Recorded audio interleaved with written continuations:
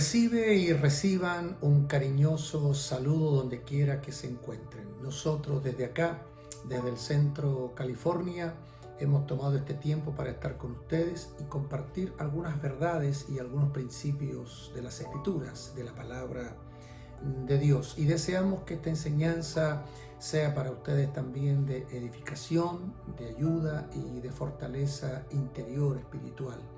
Estamos muy contentos de una semana más estar con ustedes. Damos gracias a Dios por lo que hemos vivido, por lo que hemos experimentado y siempre esperando que en tu vida el Señor esté obrando milagros, respuestas, sanidades. ¿Por qué? Porque creemos en un Dios todopoderoso. En alguna ocasión Jesús dijo: pedid y se os dará, buscad y hallaréis, llamad y se os abrirá. Ese es nuestro Dios, un Dios maravilloso, un Dios poderoso, un Dios Padre, un Dios que está atento a cada una de nuestras necesidades. Así que desde acá reciban nuestros cariños, nuestros abrazos y por supuesto desde ya estar deseando que esta enseñanza sea de mucha bendición para ustedes. Estamos muy contentos porque cada semana podemos encontrarnos a la luz de la palabra o a la luz de las Escrituras.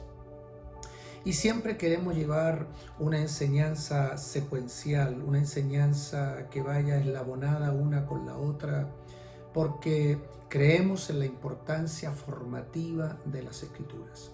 La palabra no solo tiene que ser una palabra que la vamos a leer y después la vamos a olvidar, todo lo contrario. La Escritura tiene que ser una verdad que se incruste en nosotros de tal manera que esa verdad o verdades se hagan parte de nuestra experiencia. Por eso nosotros, los seres humanos, aprendemos mucho mejor cuando vamos de la A a la B a la C y así sucesivamente. Lo secuencial. La palabra, hemos dicho, es una palabra temática, pero también secuencial, una palabra que nos va enseñando, que nos va llevando de manera proporcional, de tal manera que esas verdades se vayan aprendiendo, conociendo y revelándose a nuestras vidas. La semana pasada, si ustedes recuerdan, estuvimos hablando de la importancia de lo que es las Escrituras, la palabra de Dios, el único instrumento que tenemos para crecer y madurar a la semejanza de nuestro Señor Jesucristo. La meta de nuestro Dios, la meta de nuestro Señor es que lleguemos a la madurez espiritual. Madurez tiene que ver con estabilidad.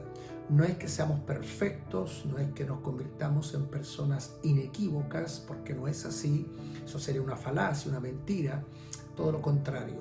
Igual cometemos errores, igual nos equivocamos, pero llegamos a ser personas maduras, estables, con verdades concretas y bien arraigadas en nuestro corazón. Hemos estado hablando todos estos domingos de un tema que viene después. Que viene después de nuestra conversión o nuestro nuevo nacimiento. Y la semana anterior nos quedamos ahí en un punto en relación a las Escrituras, en relación a la palabra, y quiero volver a leer un verso. Bueno, van a ser algunos que vamos a estar leyendo, pero el primero de ellos es ahí en Mateo, en el capítulo 4, donde Jesucristo declara esta hermosa, poderosa y profunda palabra. Él dice en el verso 4, estamos en Mateo capítulo 4, verso 4. Él respondió y dijo: escrito está. Esto estaba escrito en el Antiguo Testamento, estaba escrito allá en el Pentateuco. Dice: escrito está, no solo de pan vivirá el hombre, sino de toda palabra que sale de la boca de Dios.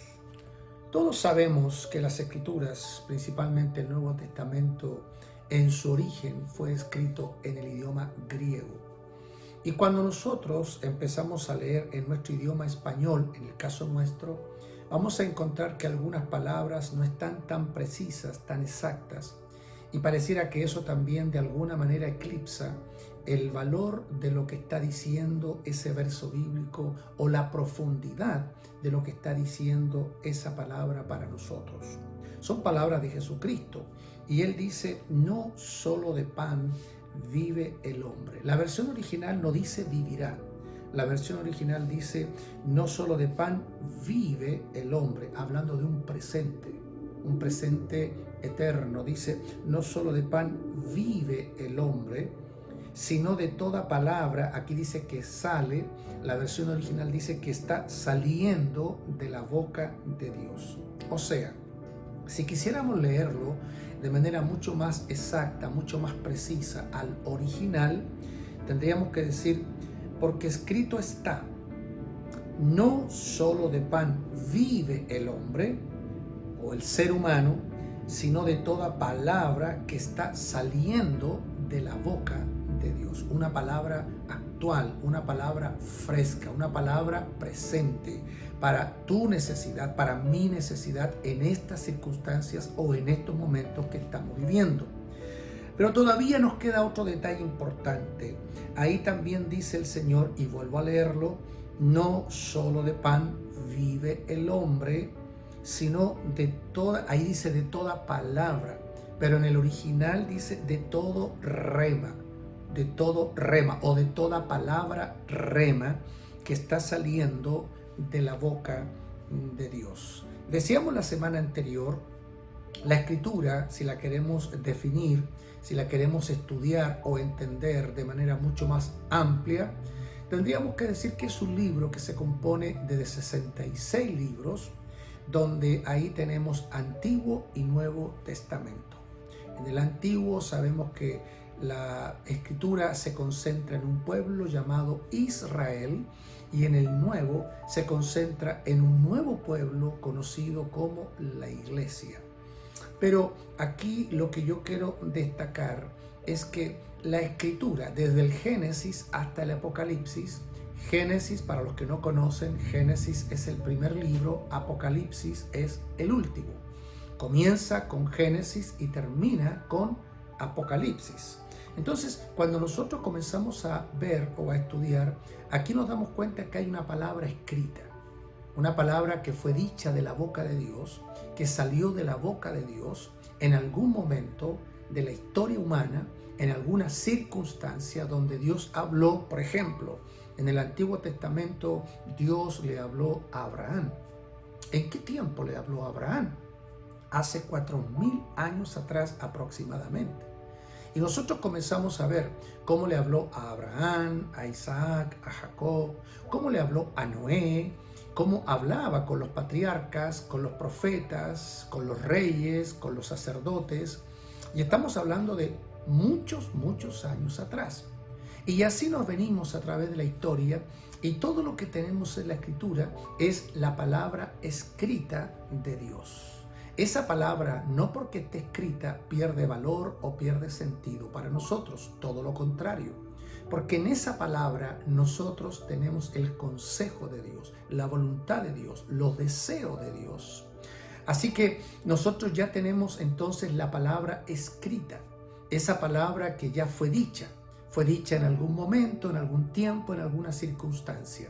A esa palabra nosotros le llamamos o le conocemos como la palabra logos, la palabra escrita, que no pierde su valor, que no pierde su consistencia, porque de hecho Dios la dejó con un propósito. Si ustedes me acompañan, también lo leímos la semana anterior, ahí Pablo le escribe a Timoteo, capítulo, estamos en segunda de Timoteo, los que están tomando nota, capítulo 3, verso 16, y Pablo dice, toda la escritura, otra vez, del Génesis hasta el Apocalipsis, eso incluye Antiguo y Nuevo Testamento, toda la escritura es inspirada. La palabra inspirar ahí significa que salió de la boca de Dios, que Dios la sopló, que Dios la comunicó, que Dios la dijo en algún momento de la historia.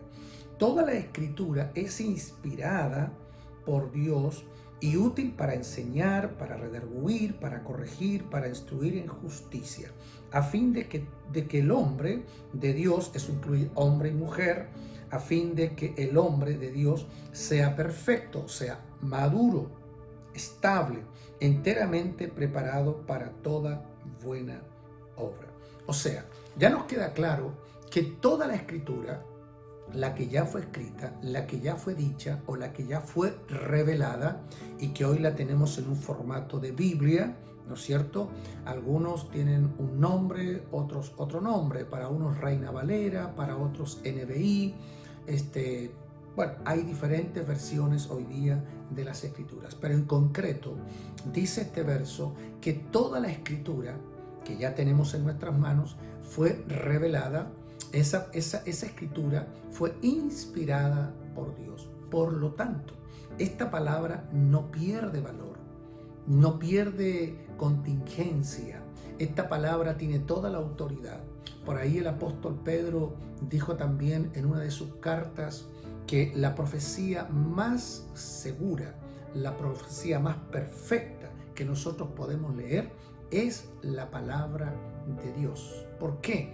Porque esta palabra salió de la boca de Dios, del corazón de Dios, donde Dios está expresando su perfecta voluntad, donde Dios expresa su deseo. ¿Y cómo le llamamos nosotros a esta palabra escrita? El rema de Dios, la palabra logos, el logos de Dios. Entonces, de Génesis al Apocalipsis tenemos la palabra escrita, que también la conocemos como la palabra logos de Dios. Así que hacemos bien mirar esta palabra, leer esta palabra, meditar en ella, estudiarla, incluso también encapsularla, o sea, introducirla a nuestra vida y que ésta se reproduzca en nuestra vida cotidiana. La palabra no se dejó para un adorno religioso, simplemente para que nosotros andemos o vayamos con ella. Es mucho más que eso. Aquí nosotros tenemos verdades divinas, verdades del cielo que Dios ha dejado para cada uno de nosotros. Así que ya tenemos entonces una primera palabra o nivel de la palabra, que sería entonces la palabra logos. Pero cuando nosotros vamos a Mateo capítulo 4, que fue el capítulo o el verso que leímos, donde Jesús dice: no solo de pan vive el hombre, sino de toda rema o de toda palabra rema que sale de la boca de Dios. Aquí deberíamos primero definir qué es rema o qué es palabra rema, para ir entendiendo la diferencia. La palabra logos es la palabra que ya fue escrita, la palabra que tenemos y que conocemos como la Biblia, como las Escrituras o la Santa Escritura o la Santa Biblia. Eso ya es el logos, el logos, bien digo. Pero también Jesús habla del rema. El rema es una palabra espontánea que en algún momento Dios le da a sus hijos por algún caso específico, por alguna situación específica. Algunos definen de manera muy así resumida, rema es como la palabra específica para una persona específica en una circunstancia específica. O sea, no necesariamente está en la Escritura o no necesariamente está dicho acá. Por ejemplo, aquí en la Biblia no dice qué carrera yo tengo que estudiar. Entonces, si yo busco acá, por más que lea, libro tras libro, capítulo tras capítulo, ahí no me va a decir cuál es la profesión que yo debería estudiar. O, por ejemplo, con qué persona yo me voy a casar. Eso no lo dice la Escritura. Ahí no aparece el nombre, la edad, la nacionalidad, el origen, no aparece. Y así como eso, hay muchas otras cosas de carácter doméstico, lo vamos a decir así, o que tiene que ver con nuestra vida cotidiana y no están ahí específicamente escritas en las Escrituras. No están en el logos, pero sí están en el rema de Dios. En el rema de Dios es donde nosotros vamos a recibir una dirección de Dios, una palabra que en algún momento nos va a decir de manera clara, evidente, lo que tenemos que hacer. Por eso cuando Jesús dice, no solo de pan vive el hombre, sino de todo rema que está saliendo de la boca de Dios. O sea, hay una palabra fresca que Dios está dando hoy día a nosotros. Quiero usar un ejemplo del Antiguo Testamento que está muy de la mano con lo que estoy diciendo. En el Antiguo Testamento, Israel, cuando cruza el desierto, ellos todas las mañanas se levantaban para ir a buscar el maná. El maná era el pan o un tipo de pan. Y cuando nosotros leemos este verso, dice, no solo de pan vive el hombre, Jesús también está haciendo referencia históricamente a el maná que comía o que recibía Israel todos los días. Ellos se levantaban antes del amanecer, antes que saliera el sol, para poder comer y disfrutar ese maná fresco del día. Por 40 años, piense usted, por 40 años, esto era de lunes a sábado, por 40 años Israel se levantaba muy de mañana, muy temprano, para ir a buscar ese maná y ese pan, y toda la familia comía de ese pan, pan fresco, pan del día. Aquellos que tenemos o venimos de aquellos países con cultura de pan, sabemos que cuando vamos a las panaderías y ahí podemos, o a masanderías, comprar ese pan fresco, ese pan humeando, ese pan sabe tan rico, tan sabroso, que tú dices, me comería uno y me comería otro y quizás no terminaría porque es muy sabroso. Y lo interesante es que lo puedes comer por 5 años, por 10 años, por 20 años y siempre lo encuentras sabroso o rico. Ahora, cuando nosotros entonces vemos el caso de Israel con el maná, comiendo el pan fresco todos los días, tipo de la palabra, porque el pan es tipo de la palabra, ¿verdad? De la palabra fresca que el Señor tiene para nosotros. Así como Israel tenía el maná fresco, así también nosotros como sus hijos tenemos el pan fresco. ¿Dónde lo encontramos ese pan fresco? En las Escrituras. La Escritura es inspirada por Dios y siempre tiene algo nuevo que enseñarnos, que decirnos o corregirnos. La palabra es una palabra tan sustanciosa, tan sabrosa, tan alimenticia y edificante, que eso también nos permite y nos fortalece en cada circunstancia de nuestra vida. Entonces, tomando el ejemplo de Israel, ellos todas las mañanas tenían ese pan fresco. El pan de ayer ya no estaba porque había desaparecido. Ellos cada día tenían que ir a buscar el pan de ese día, de esa mañana que Dios le estaba proveyendo. Asimismo, el Señor tiene pan fresco para nosotros. Y eso también lo vemos en el rema de Dios. Dios tiene un rema para nosotros. Esta palabra, la palabra logos, la palabra escrita, también muchas veces se convierte en ese rema para nosotros. Un verso bíblico o una porción o un capítulo que lo hemos leído una y otra vez, pero a lo mejor en esa circunstancia, en ese momento, fue para nosotros simplemente una lectura. Fue a lo mejor hasta un pasatiempo, pero no tuvo una incidencia mayor ese verso o esa porción en nuestra vida. Pero después, ese mismo verso, en alguna situación específica de nuestra vida, cobra una relevancia tan importante que nosotros podemos entender la profundidad de ese verso y podemos como saborearlo, como disfrutarlo de manera muy distinta a como cuando lo leímos. ¿Qué decimos ahí en ese momento? Es que el logos se ha convertido en un rema para nosotros. El rema es esa palabra fresca, es como ese maná que comía Israel. También me recuerda esto la oración que hace Jesús allá en Mateo capítulo 6. Yo creo que todos sabemos, ustedes allá, yo acá, lo que es la oración del Padre Nuestro. Si yo te dijera, ¿la podrías decir de memoria? Creo que todos o casi todos la podríamos decir completa de principio a fin. En una parte dice en la oración, Padre nuestro que estás en los cielos, santificado sea tu nombre, venga tu reino y hágase tu voluntad, así como en el cielo, también en la tierra. Inmediatamente después de eso dice, dánoslo el pan nuestro de cada día. Dame el pan de este día. No el pan de ayer, no el pan de mañana, el pan de hoy. Hoy domingo, yo necesito un pan. Yo necesito comer un pan. ¿Por qué? Porque esto me da orientación, me da sabiduría, me da inteligencia, me fortalece, me bendice, me edifica. Todos los días hay una palabra fresca para nosotros. Repito el caso de Israel. Así como caminó 40 años por el desierto y no le faltó el maná, asimismo para nosotros todos los días hay un maná fresco. Ese pan fresco. Entonces el mismo Señor en esa oración nos dice, nos enseña que pidamos ese pan, que lo pidamos. Dame el pan de este día. El pan del lunes, el pan del miércoles, el pan del viernes, el pan de cada día. Dame el pan que yo necesito. Esa es la palabra fresca. Muchas veces nosotros nos levantamos con inquietudes, con preguntas, con interrogantes.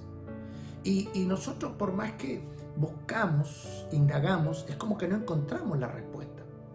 Ahora, nosotros tenemos un recurso que se llama la palabra rema de Dios. Esa palabra que puede darnos justamente la respuesta en ese minuto y en ese momento de acuerdo a lo que nosotros estamos necesitando. Recuerdo un caso cuando Jesucristo viene caminando sobre las aguas y los discípulos están ahí en la barca. Indudablemente que no lo conocieron, es más, se asustaron, hasta pensaron que el que podía venir caminando era un fantasma. Era algo raro, algo que no se podía explicar fácilmente. Ninguno de los discípulos que estaba en la barca ni siquiera se imaginaron que él podía ser Jesucristo. Se podían imaginar a Jesús caminando ahí entre los agricultores, junto al mar, en la montaña, bajando de la montaña, pero Jesús caminando sobre el mar, imposible, increíble.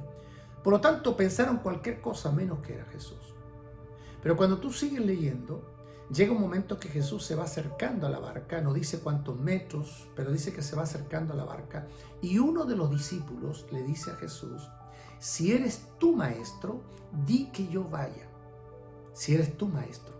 Ahora, cuando ese discípulo le está diciendo eso a Jesús, Jesús responde y le dice: ven. Eso es todo lo que dice, ven.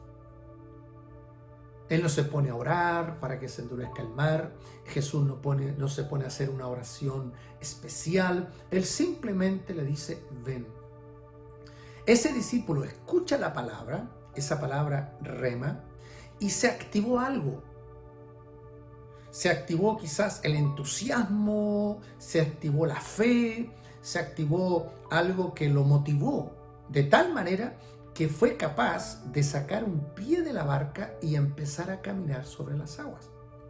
Escuchen, estoy hablando de un pescador que conocía el mar de Galilea como la palma de su mano, un pescador que se había criado ahí, un pescador que conocía, pero súper bien, todo lo que significaba el mar de Galilea, y por último, un pescador que sabía conscientemente o cerebralmente que era imposible que un ser humano caminara sobre las aguas.